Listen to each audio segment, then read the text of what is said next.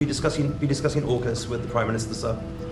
What does that mean? AUKUS, the Australia-US Defence Alliance. Yeah, well, we'll be discussing that. We've had another great relationship, and you have too, with Australia. Yeah. We've had a very good relationship with Australia. So what are we to make of the Trump administration's decision to review the AUKUS nuclear submarine pact? Is this just business as normal for a new administration, or is it something more sinister? Defence Minister Richard Marles is playing it down, saying it's a natural thing for a new administration to do, but there will definitely be nerves jangling in Canberra. Why? Because there is no plan B to AUKUS.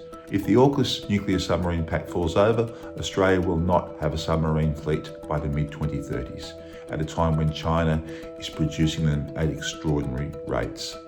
So the question really is, what is the US trying to achieve here? Now, I think that the timing of it suggests that in fact they're not looking to scrap the AUKUS pact, but they're rather using this review to gain leverage, if you like, over the Albanese government to spend more on defence.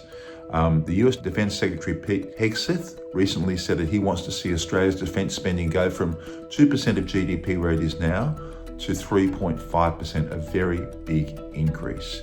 That was just a few days ago. What we'll do is we'll determine our defence policy, and we've invested just across the forwards an additional $10 billion in defence. What we'll do is continue to provide for investing in our capability, but also investing in our relationships in the region. And in a few days' time, Anthony Albanese will be going to Canada for the sidelines of the G7 meeting, where he is expected to meet with Trump. You put those two things together, and I think you can make a fairly good argument that this review is partly leverage on the Albanese administration to spend more on defence, which of course is a message that Trump's given to allies around the world. In Europe, of course, he's been very noisy about European allies paying more for European security, and here in the Indo-Pacific, he wants that to be the case as well. NATO members are pledging to spend 5% of their GDP on defence, even Germany.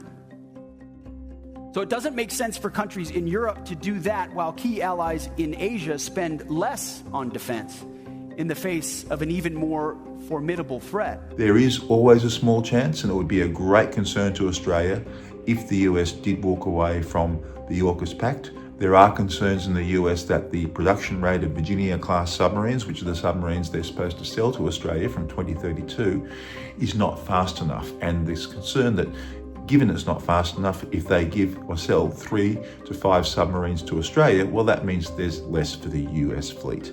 And that is an issue that has been a concern in Washington. Will this be a big concern in this review? We'll have to wait and see. But I think there are very good arguments as to why the US will proceed with this. For a start, it's a three-way pact between the United Kingdom, Australia, and the US. I think Australia and the UK are effectively the US's biggest allies. It would be a big black eye to the alliance for America to turn around now and say no. Also, the fact of US nuclear submarines being operated by Australia is very helpful to the US when it comes to helping to contain a rising China in the region. Australia also has a lot of very enmeshed alliance things that we do with the US right now. For example, we're about to rotate US nuclear submarines out of Perth. We already have rotations of US Marines and strategic bombers through Northern Australia. We have Pine Gap, the joint facility in the middle of the country.